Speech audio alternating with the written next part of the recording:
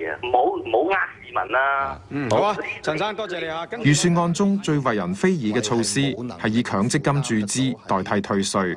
嗰個樓500尺嘅啫，佢係實尺300嘅啫喎。呢個產品呢啲咪啱咯，係喎，幾適合佢哋喎。係咯。阿 Kim 同 Vicky 2年前租咗一間樓上鋪，專賣嬰兒用品。預算案唯一令佢哋受惠嘅係強積金戶口多6000蚊，不過要差不多40年之後先可以用。喺每年要俾強積金管理費同埋銀紙貶值呢啲因素下，呢6000蚊到時可以剩翻幾多呢？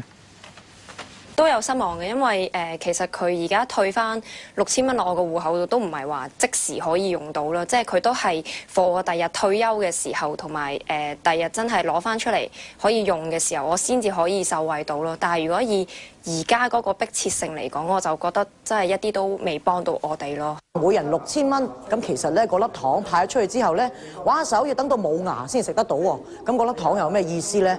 但係如果你今日肯願意成立呢一個500億嘅全民退休保障種子基金嘅話咧，咁我哋每一位市民咧都可以受惠。咁呢一撇鬚我都黐得底啦。不明